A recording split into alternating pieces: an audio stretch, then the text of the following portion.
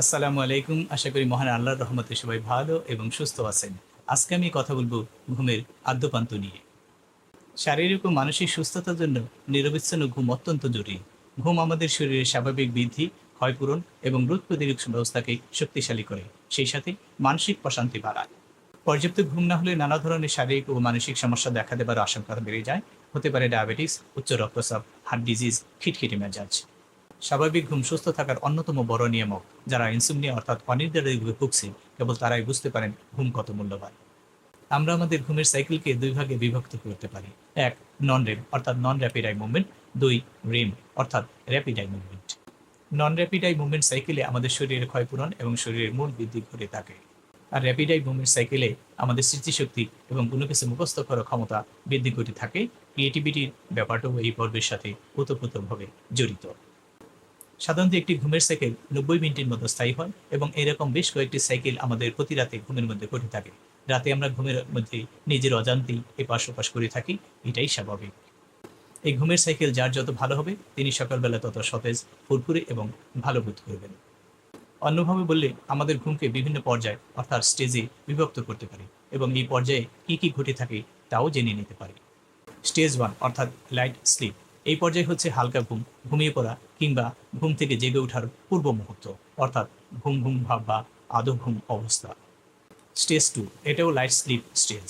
এই পর্যায়ে আমাদের হার্ট রেট কমে যায় শারীরিক তাপমাত্রা এবং শরীরের বেশিরভাগ অর্গান এই সময় ধীরে ধীরে কার্যক্রম চালায়। এই পর্ব গভীর ঘুমের দিকে যাত্রার শুরুর পর্ব। স্টেজ 3 অ্যান্ড 4 অর্থাৎ ডিপ স্লিপ পর্যায়। এই পর্যায়ে শরীরের ক্ষয়পূরণ, স্বাভাবিক বৃদ্ধি, রোগ প্রতিরোধ ক্ষমতা বৃদ্ধি এবং পরবর্তী দিনে কাজ করার শক্তি যোগান দেয়। ভালো ঘুম না হলে আমাদের নানা রকম সমস্যা হতে পারে। এর মধ্যে কিছু সমস্যা হয় স্বল্পমেয়াদী, আবার কিছু সমস্যা হয় দীর্ঘমেয়াদী।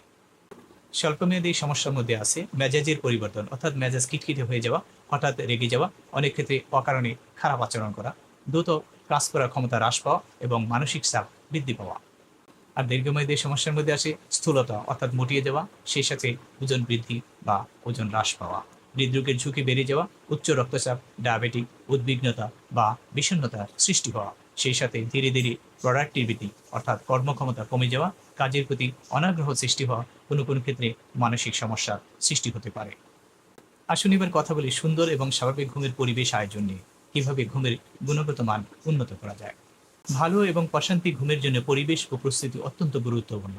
এর জন্য প্রথমে আমাদের ঘুমের বায়োলজিক্যাল ক্লক ঠিক করতে হবে। এখন প্রশ্ন আসতে পারে, ঘুমের বায়োলজিক্যাল ক্লক কি? আসুন জেনে নিই ঘুমের বায়োলজিক্যাল ক্লক কি। ঘুমের বায়োলজিক্যাল ক্লক বা সার্কাডিয়াম রিদম হচ্ছে শরীরের প্রাকৃতিক একটি সময়সূচি, যা 24 ঘন্টায় চক্র অনুযায়ী চলে। এটি আমাদের ঘুমানোর, জেগে ওঠা, খিদে লাগা, শরীরের তাপমাত্রার পরিবর্তন সহ নানা দেহক্রিয়াকে নিয়ন্ত্রণ করে। এই ক্লক মূলত মস্তিষ্কের সুপ্রাকায়াজম্যাটিক নিউক্লিয়াস নামের একটি অংশ দ্বারা পরিচালিত হয়, যা আমাদের চোখের আলো বাতাসের পরিবর্তনের সংকেত থেকে সময় বুঝে নেয়। সকালের আলো দেখলে ঘুমের হরমোন মেলাটোনিন কমে যায় এবং শরীর জাগ্রত হয়। আবার সন্ধ্যার অন্ধকারে মেলাটোনিন বেড়ে যায়, যাতে আমরা সহজেই ঘুমিয়ে পড়তে পারি। সংক্ষেপে, ঘুমের বায়োলজিক্যাল ক্লক আমাদের শরীরকে বলে দেয় কখন জাগতে হবে, আবার কখন ঘুমাতে হবে। কিভাবে এই বায়োলজিক্যাল ক্লক নষ্ট হয়? অনিয়মিত ঘুমের ফলে এই বায়োলজিক্যাল ক্লক নষ্ট হতে পারে। প্রতিদিন আলাদা আলাদা সময় ঘুমানো বা রাত জাগা এই ক্লককে বিভ্রান্ত করে। একদিন রাত 11টায় ঘুমাবেন, আরেকদিন রাত 2টায় ঘুমাবেন, এমন অভ্যাস শরীরের জন্য অত্যন্ত ক্ষতিকর। রাতে বেশি আলো ব্যবহার করা, বিশেষ করে মোবাইল, কম্পিউটার, ল্যাপটপ, টিভির নীল আলো রাতে মেলাটোনিন হরমোন ক্ষরণ কমিয়ে দেয়, ফলে আমাদের ঘুম আসতে দেরি হয়। জেট ল্যাগ বা টাইম জোনের পরিবর্তন। ভ্রমণের কারণে যখন সময়ের পার্থক্য হয়, তখন বায়োলজিক্যাল ক্লক সাময়িকভাবে বিশৃঙ্খল হয়ে পড়ে। যেমন ঢাকা থেকে নিউ ইয়র্ক যাচ্ছেন, সেক্ষেত্রে এই বায়োলজিক্যাল ক্লকে সমস্যার সৃষ্টি হতে পারে। নাইট শিফটে কাজ করা, রাত জেগে কাজ করলে প্রাকৃতিক আলোর সঙ্গে দেহাঘড়ির মিলন ভেঙে যায়, ফলে বায়োলজিক্যাল ক্লকে গড়বড় ঘটে থাকে। অনিয়মিত খাবার এবং ব্যায়ামের রুটিন। খাওয়া ও ব্যায়ামের সময়গুলো এলোমেলো হলে শরীরের অভ্যন্তরীণ ঘড়ি দুর্বল হয়ে পড়ে। আসুন জেনে নিই কিভাবে এই বায়োলজিক্যাল ক্লক ঠিক রাখা যায়। নিয়মিত ঘুম ও জাগরণের সময় ঠিক করা, অর্থাৎ প্রতিদিন একই সময়ে ঘুমোতে যাওয়া ও একই সময়ে ঘুম থেকে ওঠার চেষ্টা করা। এমনকি ছুটির দিনেও এই রুটিন বলবৎ রাখতে হবে। সকালের প্রাকৃতিক আলোতে সময় কাটাতে হবে, অর্থাৎ ঘুম থেকে উঠে 15 থেকে 30 মিনিট রোদের আলোতে থাকুন। এটি এই ক্লককে রিসেট করতে সাহায্য করে। রাতে স্ক্রিন টাইম কমান, অর্থাৎ ঘুমানোর অন্তত 1-2 ঘন্টা আগে মোবাইল, কম্পিউটার, ল্যাপটপ ইত্যাদি ব্যবহার কমিয়ে দিন। প্রয়োজনে ব্লু লাইট ফিল্টার ব্যবহার করুন। ব্যায়াম করুন, তবে সঠিক সময়ে, অর্থাৎ সকালে বা বিকালে হালকা ব্যায়াম ভালো, কিন্তু রাতে ঘুমানোর আগে ভারী ব্যায়াম কোনোভাবেই ভালো নয়। সঠিক ডায়েট অনুসরণ করুন। খুব দেরিতে ভারী খাবার খাবেন না। ঘুমানোর অন্তত 2-3 ঘন্টা আগে রাতের খাবার শেষ করুন। সহজপাচ্য খাবার খাবেন। অতিরিক্ত মশলাযুক্ত খাবার এড়িয়ে চলুন। আর হ্যাঁ, ফাস্টফুড জাতীয় খাবার অবশ্যই খাবেন না। ক্যাফিন বা অ্যালকোহল এড়িয়ে চলুন। রাতে কফি, চা বা অ্যালকোহল পান ঘুমের সাইকেলকে নষ্ট করতে পারে। এছাড়াও প্রশান্তি ঘুমের প্রয়োজনে শীতকালে উষ্ণ পানি এবং গরমকালে ঠান্ডা পানি দিয়ে গোসল করে নিতে পারেন।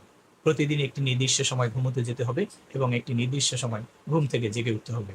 আর অফিস বন্ধের দিনেও এই রুটিনের হেরফের করা যাবে না। বিছানা হতে হবে পরিষ্কার পরিপাটি, আর মাথার বালিশ থাকতে হবে আরামদায়ক। অতিরিক্ত শক্ত কিংবা নরম বিছানা ঘুমের জন্য মোটেই ভালো নয়। স্বাভাবিক টান টান সমতল মাঝারি নরম বিছানা ভালো ঘুমের জন্য উত্তম।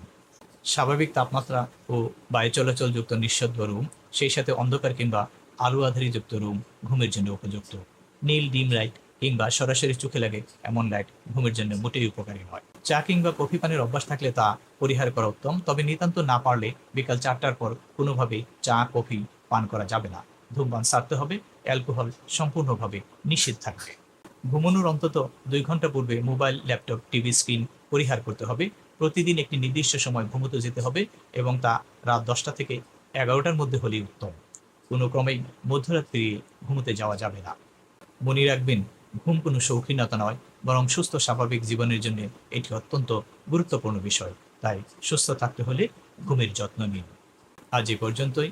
ভিডিওটি উপকারী মনে হলে লাইক, শেয়ার ও আমার চ্যানেল থিঙ্ক হেলথ সাবস্ক্রাইব করতে ভুলবেন না। মহান আল্লাহ সবাইকে ভালো এবং সুস্থ রাখুন। আল্লাহ হাফিজ।